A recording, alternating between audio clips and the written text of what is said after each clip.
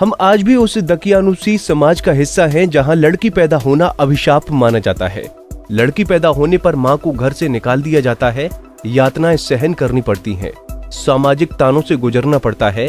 ये हमारे समाज की कड़वी सच्चाई है जिसे हमें चाहते या ना चाहते हुए भी इसके साथ जीना पड़ता है। ये महज कोई ज्ञान नहीं बल्कि एक सच्चाई है जिसका दर्द बहराइच की रूपाली श्रीवास्तव झेल रही हैं। दरअसल रूपाली की शादी बहराइच के रहने वाले अशोक कुमार श्रीवास्तव के साथ हुई थी। इनको पहली बेटी एक बड़े ऑपरेशन से हुई, जिसके बाद डॉक्टरों द्वारा उन्हें 5 साल तक बच्चे को जन्म न देने की हिदायत दी गई थी। लेकिन अगले साल ही रूपाली फिर से गर्भवती हो गई, जिसके बाद उन्हें उनके पति द्वारा अस्पताल में भर्ती कराया गया। तब उनकी पत्नी को फिर से बेटी हुई। लड़की के पति के मुताबिक बेटी के पैदा होते ही पति द्वारा उन पर आरोप लगाना शुरू कर दिया गया और उसी हालत में अस्पताल में पति अपनी पत्नी को छोड़कर चला गया। रूपाली के पिता ने बताया कि मामला कोर्ट तक पहुंचा तो कोरोना महामारी के दौरान सुनवाई नहीं हो सकी। इसी दौरान पति ने दूसरी शादी कर ली। आपको बता दें कि पीड़िता के पिता रिटायर्ड सरकारी कर्मचारी हैं और बुजुर्ग भी हैं। लगातार मिर्जापुर से बहराइच आने में असमर्थ हैं। उन्होंने जिला अधिकारी कार्यालय पहुंचकर जिला अधिकारी दिनेश चंद्र से न्याय की गुहार लगाई है।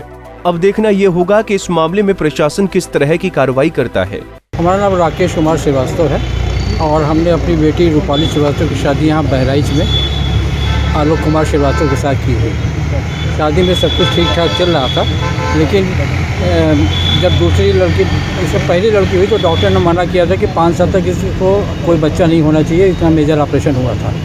उसके बावजूद भी इनका अगले साल फिर दूसरा बच्चा पेट में आ गया, तो यहाँ पर बहराइच हॉस्पिटल में यहाँ भर्ती किया। उसके बाद दूसरी बेटी हुई। फिर वो कहने लगे कि बेटी हो ही नहीं सकती है, कि हमारी बेटी ही नहीं है। और उसके बाद ने इन्होंने कोई खर्चा दिया और उसको उसी हालत में अस्पताल में छोड़ के वो भाग गए और आज तक फिर वो घर ही नहीं गई।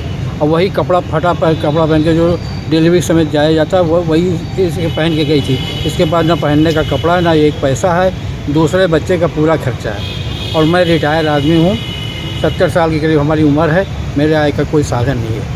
तो ये दर के लिए कि पैसे के लिए हम लोग परेशान हैं। उसके बाद में जब कुछ समय के बाद मुझे ऐसे इनके देवर नाम से पता चला कि इन्होंने दूसरी शादी कर ली है।